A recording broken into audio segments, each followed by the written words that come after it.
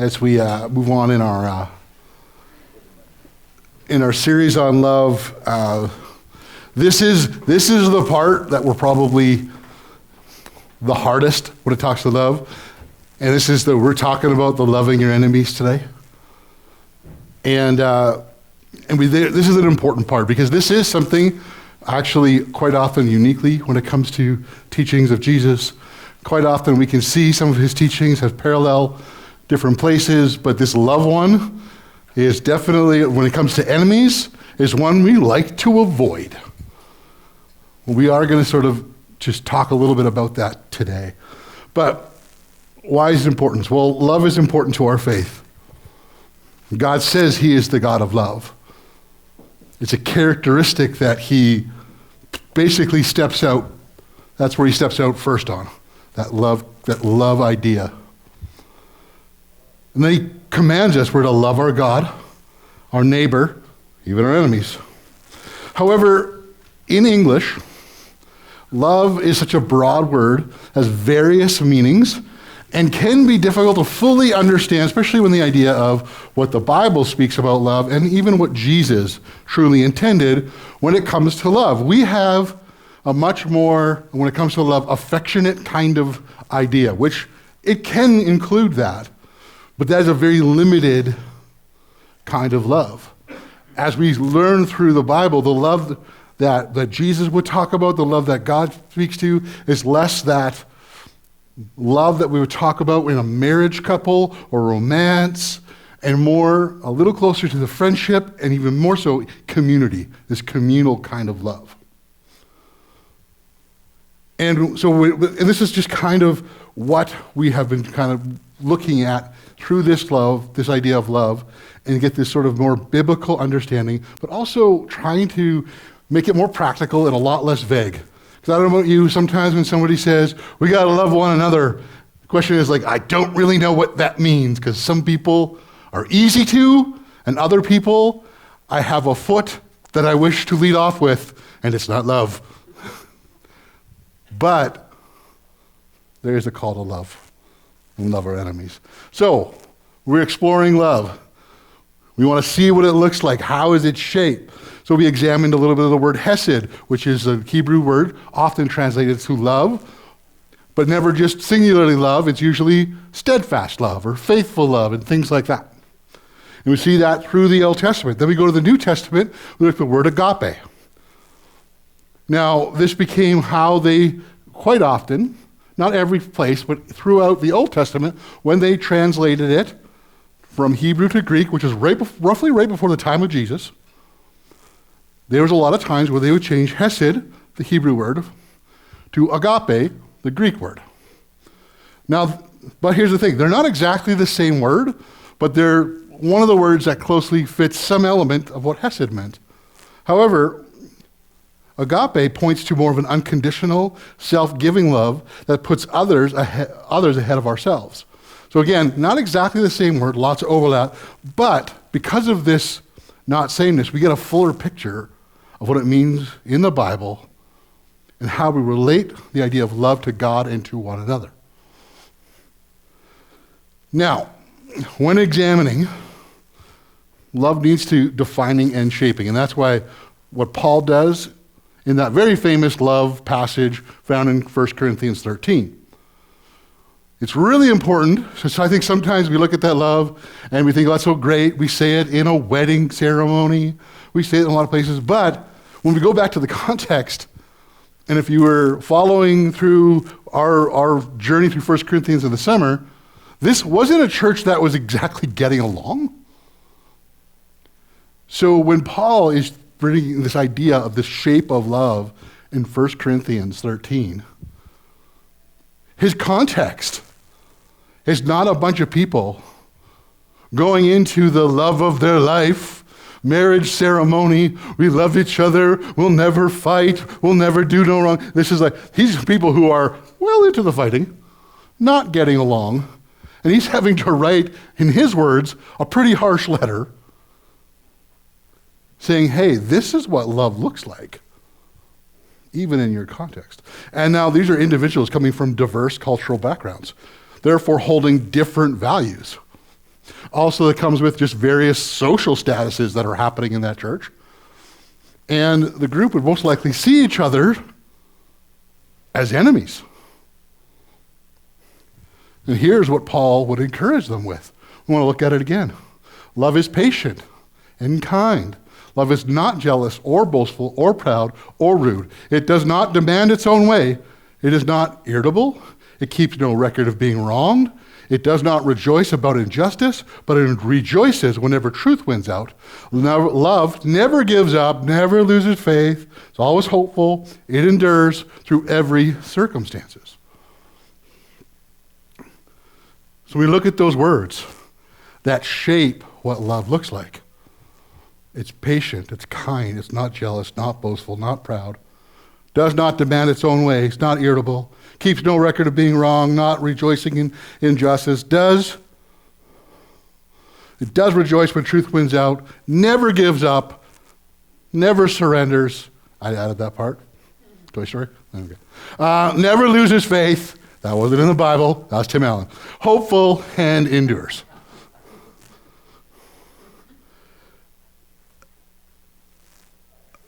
I would hazard a guess that when Paul wrote this, it wasn't just like, let me get the dictionary out.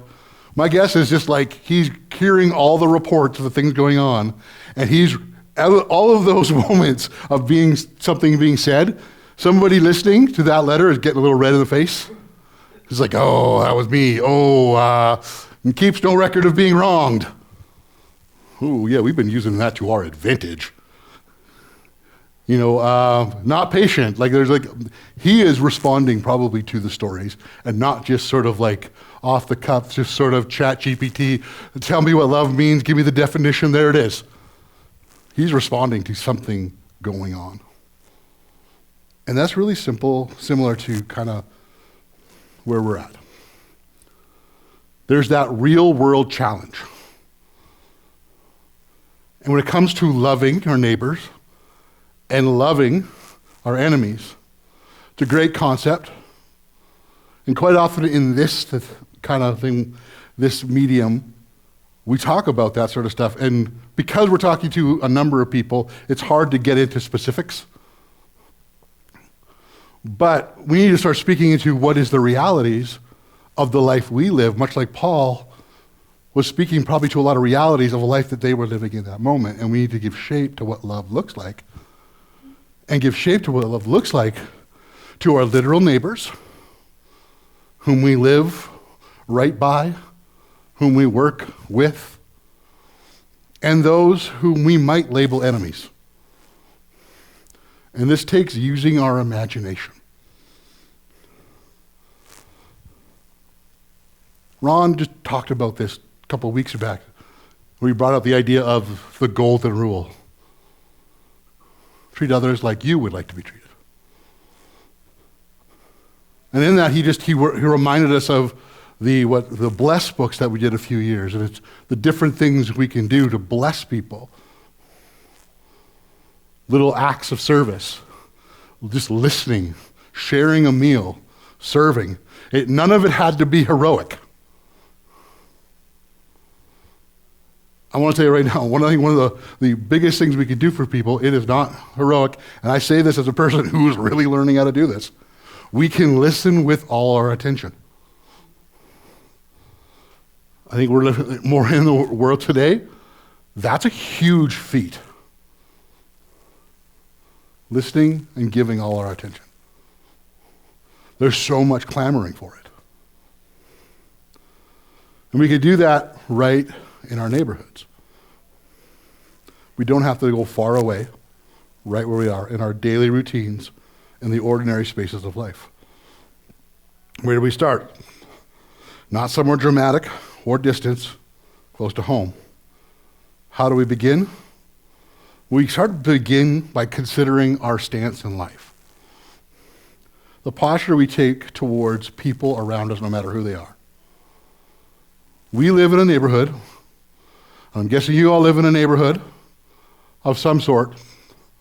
And there's a lot of people who are very different in that neighborhood. Coming from just different backgrounds. They have different values. They have different routines.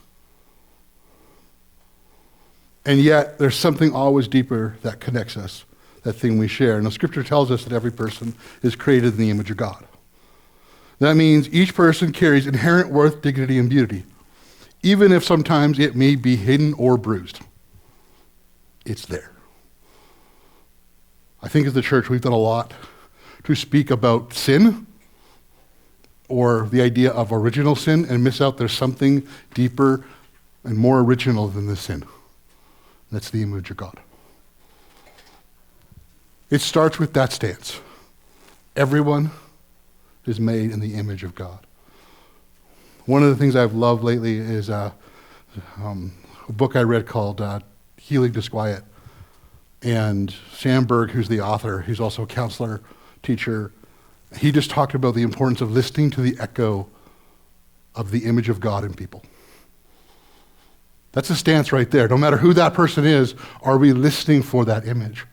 Are we seeing values come out that are just, we can actually agree on? We may not always agree on how some things are lived out, but we see that image, we see that echo, and we jump on that echo. We encourage that echo. It's kind of just where it starts, just that stance. And we find that those places of that shared identity and that we are made in the image of God, it really gives us a place of intersection with every human that we encounter, and that they deserve respect, attention, and care. Then we want to explore some shapings. Much like Paul was shaping things with that. We could do that same thing.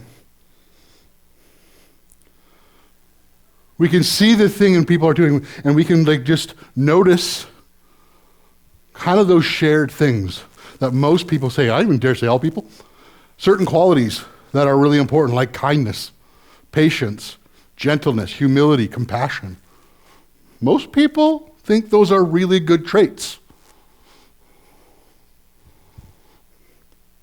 In one way or another, we value them. And again, we want to reflect the character of God, not in grand gestures, but in ordinary ways. Now, we're going to do more about this next week. But just to give you an idea, we're going to talk quickly about 12 traits. I'm going to mention them. We're going to talk more in depth in our in-home meetings. But these are these traits that shape love, that are really, I think, very important to the here and now of the world we live into. There's compassion and empathy and affirmation, patience, gratitude, generosity, hope, forgiveness, humility, helpfulness, yielding, and contentment. All of these shape what love is and how we can love with these traits in place. They're a way to express love. And it may look different depending on the situation. And I actually think these can be timeless as much as also speak to the reality of today. However, what happens when we're asked to love our enemy?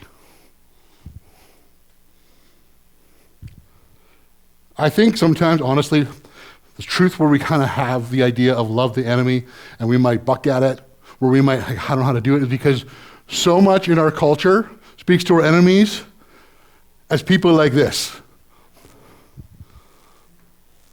In our stories,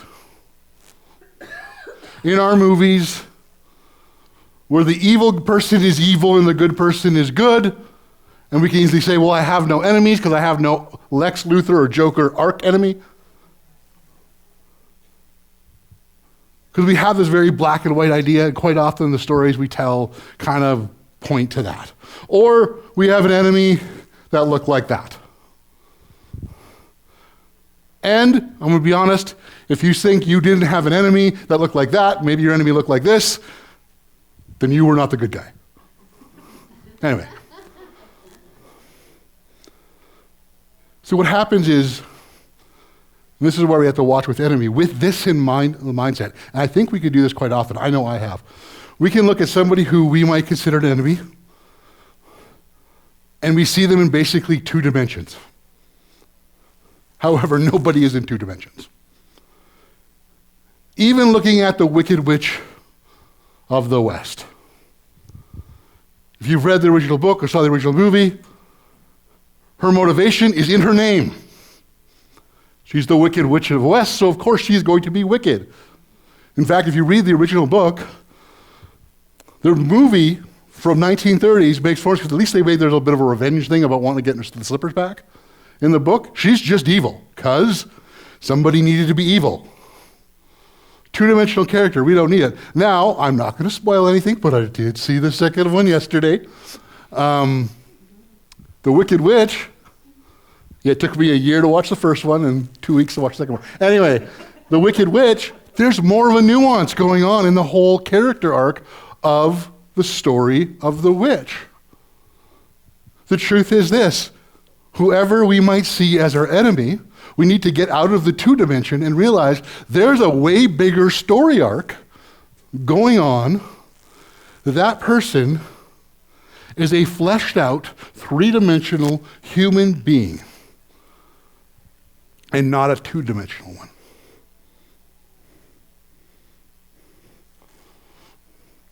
I want us to go back to Matthew 5 and just read what Jesus spoke about when it comes to loving enemies in the midst of the Sermon on the Mount. You have heard the law that says, love your neighbor and hate your enemy. But I say, love your enemies. Pray for those who persecute you. In that way, you will be acting as true children of your Father in heaven. For he gives his sunlight to both the evil and the good, and he sends rain on the just and the unjust alike. If you love only those who love you, what reward is there for you in that? Even corrupt tax collectors do as much. If you are kind only to your friends, how different are you from anyone else? Even pagans do that. But you are to be perfect, even as your Father in heaven is perfect. So, I want to touch on this thing. Jesus said, as you have heard, love your neighbors, hate your enemy. If you go back to Leviticus, it does say that you are to love your neighbor. It never instructs at any point that you are to hate your enemy. However, over time, it seems that this negative idea may have developed as an implication of his thought. Some teachers in Jesus' day may have treated it as part of the law itself, and basically kind of setting some sort of boundaries. Because the idea of love your neighbor is kind of scary, kind of broad. Who's my neighbor? Which people did even ask Jesus, who's my neighbor? And it's the idea of like, who do I have to love? Who do I not have to love? And if you remember the story called the Good Samaritan, when asked that, who's my neighbor? And he gives the story of a person who definitely they all would have seen as an enemy. So breaking down those things.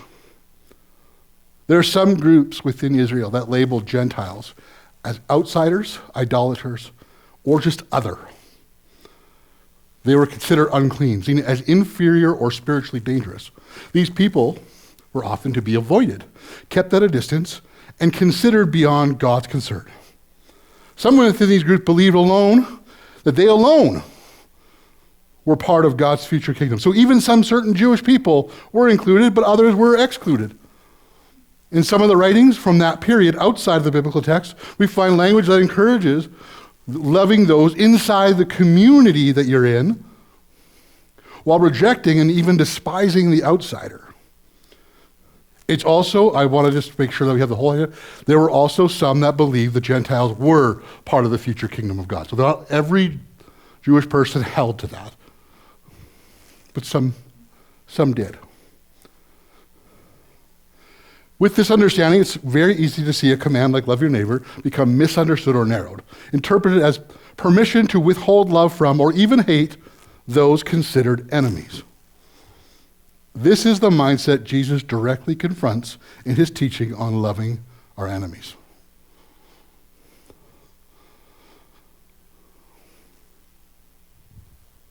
Basically, we may not use the word enemy anymore to a lot of people, but we might use the word other or them. That's speaking into enemy language. And I don't know if you read things or hear people, whenever they describe someone who might be, they consider the other, do you ever notice that the worst of intentions are ascribed to them? They don't become people anymore, they become something stereotyped. They become reduced.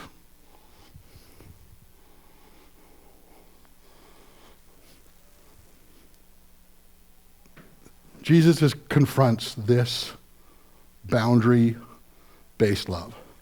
He pushes back on the idea that love is only for our people, only for those who look like us, think like us, belong to the same ethnic or spiritual family as us.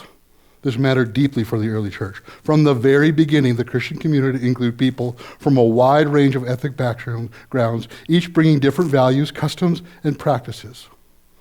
Under ordinary circumstances, these groups might have viewed one another with suspicion and definitely hostility. Jesus' call to widen the circle of love created a foundation where people who saw each other as strangers, even enemies, would come to be a part of a community with him. So, this is the thing. We have struggles with people. And sometimes, in a lot of our contexts, it's more the idea of not a group of people, even though that is very real in our context today, in our context in this world. But sometimes there are people that they just rub you the wrong way. It's hard. Maybe they've done something. I'm not talking about necessarily the worst of things. That becomes a little more difficult when it comes to loving an enemy. Understanding when it comes to loving someone who we might deem as an enemy, boundaries need to still be in place because the safety of how to engage with that person needs to be there.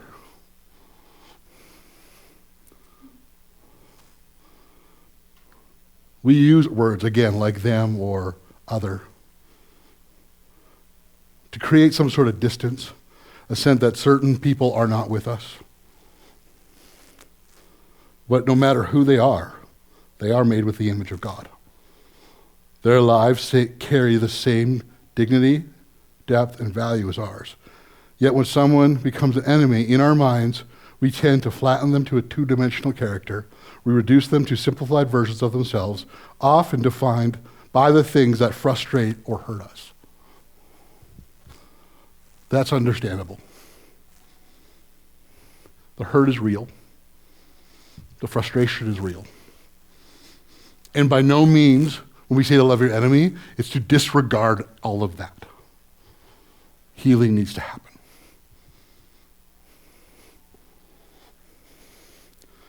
But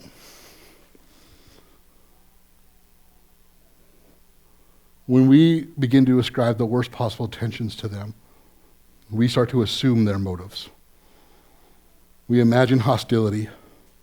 We interpret their actions in the harshest light, and that response can actually serve as a signal. When we automatically assign someone with the worst intentions, at any moment, we may have quietly placed them in that enemy category.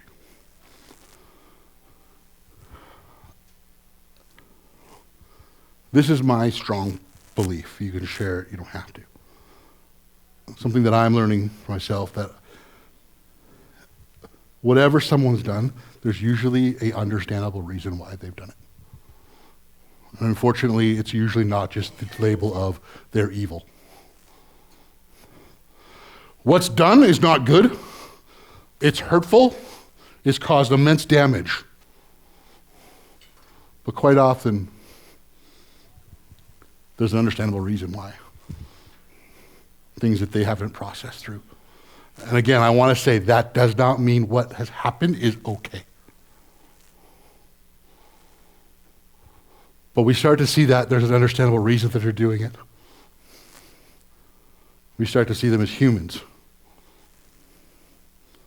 Again, not excusing whatever actions might have happened. There are consequences to our actions, no matter what. But we start to see them as human.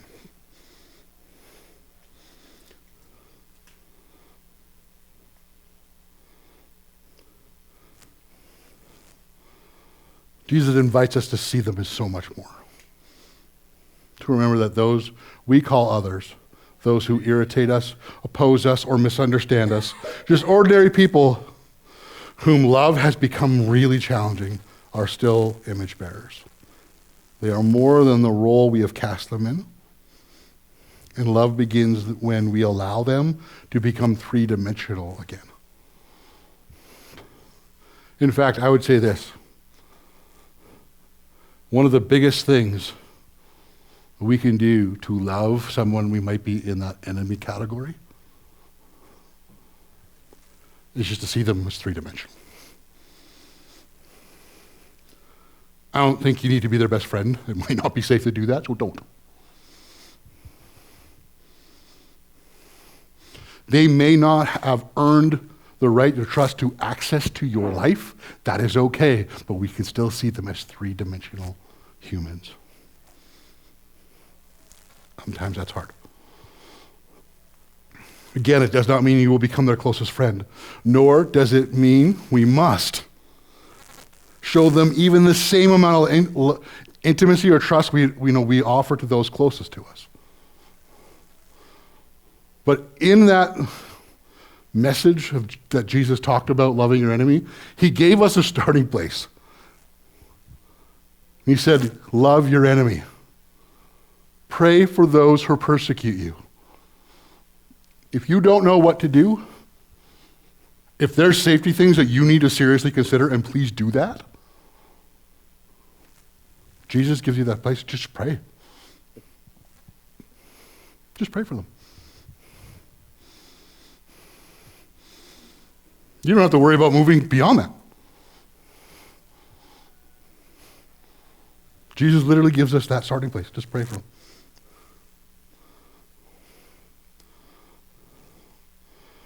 The other thing we want to just look at is, again, sometimes we do need to use creativity and imagination to consider what love might look like, especially in those more complex situations. But at the same time, I'm going to dial it back just a little bit. Not the enemies that have hurt you so greatly, but the ones that are in that category. They rub you the wrong way. I'm not saying there's anything great hurt, but it hasn't been necessarily very good.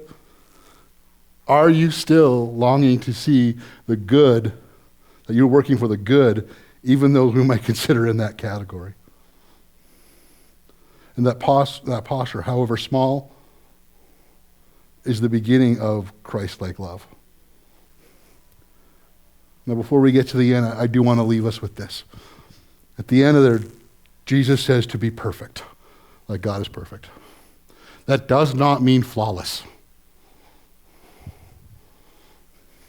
Does not mean without mistakes, the way we use perfect often in today's world. That word in the context means wholeness, maturity, becoming complete. It's the journey of growing, transforming, and become more in line with the character of God. So don't get tripped over the word, I got to do this perfectly now because Jesus said do it perfectly. It's about becoming more whole. It's about processing the things that have happened to you.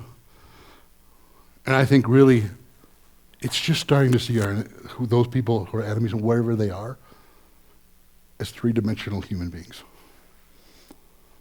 Again, don't hear it. I know sometimes we say this because there are times when it's been beautiful and there are stories that are great and we love those stories. Not every story ends with the enemy becoming a close friend. Some do. Those are wonderful stories. And if it can happen because all of the people involved are willing to work through the things and all the things that reconciliation happens, great. We hope that can happen. That's not always the case. And you don't need to force it to the case. We worry about our own side. And it really starts with just, are we seeing people out of the two-dimensional and into the three-dimensional? When people do something, are we ascribing the worst of intentions? Or are we treating them like we want to be treated? And hopefully, they will have a little bit more grace that your intentions weren't necessarily wrong or bad. They weren't evil. Maybe it was just a lapse of judgment.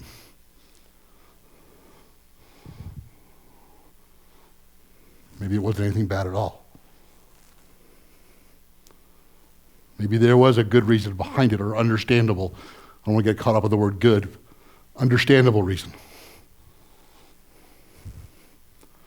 So, we got a few questions. We gather around tables. We don't need to move around. We can stick with the tables that we have right now. Probably take about maybe 10 minutes, kind of looking through some of those questions further on this discussion, and then Ron will bring us back with some with communion.